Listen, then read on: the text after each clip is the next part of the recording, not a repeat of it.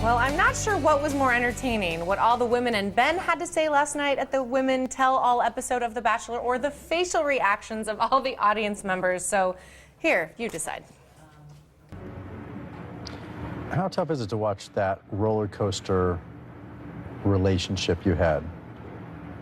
I remember watching the first episode and crying because I didn't know where it kind of went wrong. It started so well and ended on such a rough, kind of tumultuous ride. So that, I mean, it's brutal to watch. The whole drama with Olivia just caused a lot of tension amongst all of us girls, and I think we tried to just let it go and just shake it off. But finally, I think we kind of had to stand up for ourselves because I think we deserved it. Sorry. Lace, you got Sheila? Yeah, I got her. Sheila just migrated south for the winner. She gone. She gone. She's over it. It was really hard. I can see it in your face, I can see it in your eyes, that this is still a little bit of a raw nerve for you. Yeah. It's really hard to watch back. But, you know, what was really good for me was to see his relationship with Lauren B and JoJo. Because the way he looks at them, I want someone to look at me that way one day. I want that. Now, stock and tissues must have went up last night because it was all the tears at that tell-all. Leslie with the Groove, you're back with us this week. I am. Just in time because we're about to head into that finale.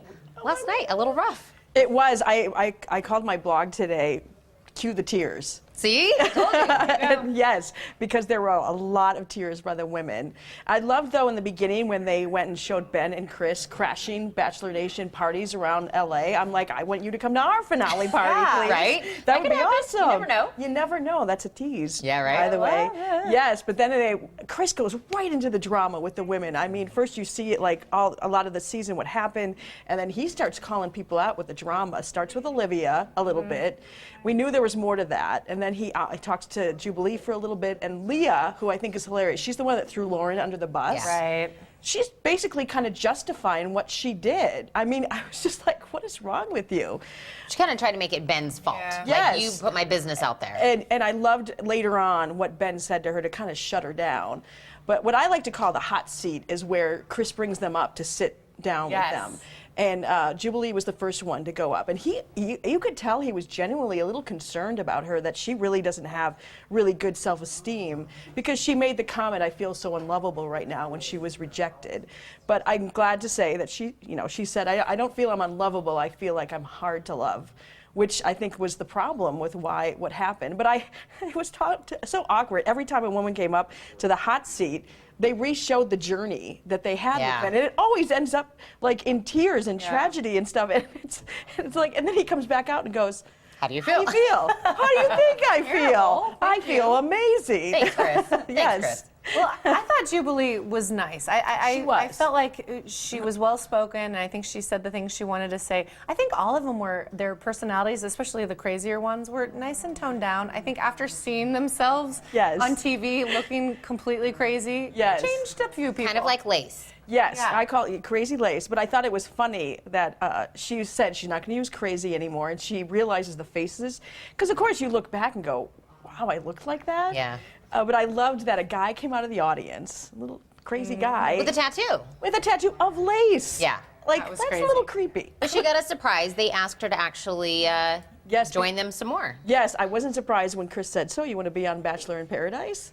And she's like, I knew you were going to ask that. Of course they want Crazy Lace, because they want drama there. So, of course, they're going to include her. And then it was Olivia's time. Man, the twins, I got to say, Haley and Emily really, like, stuck it to her. Yeah. Really just did not let her get away with anything. And she said she did apologize to Amanda for the teen mom comment. But I felt a little, we were talking about this before, I felt a little sorry for her because it sounds like she's really getting beat up on social media by people. But I think she said that her personality did not fit that type of show.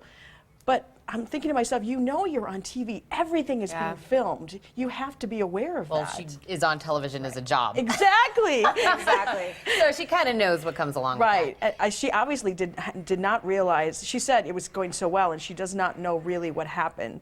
Well, maybe because you started being a little crazy. But Ben came out, and we kind of led right to, you know, he addressed, I think, all the women pretty well. Absolutely. And I think when he talked to Olivia, I think she was a little shocked that he basically didn't seem to have the feelings she thought he did all along, even from the beginning. Yeah.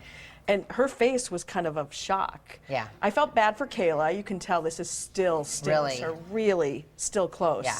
But she thanked him, which I thought was so awesome. Yeah. I loved how he shut Leah down, because Leah said, why would you go and tell the women what I told you? And he said, well, it affected a relationship. Right. That was up to you, what you answered to the women, and she lied. Yeah. And the last thing that he kind of left us with is, I'm totally in love. So happy. And I would marry whoever it is tomorrow if I could. I know. And So I that don't was know the dun dun dun. I don't know if you guys saw the bloopers, but they were showing Ben and watching the reactions, and I saw his reaction to Lauren, and then suddenly you didn't see his reaction the rest of the time, and I thought, they're being... We're going to see something. So we can't wait for the finale, and I'm going to tell everybody about our big event that we're doing, so we're going to get everybody out there. Yes. Leslie, I know you're so excited. We're all excited.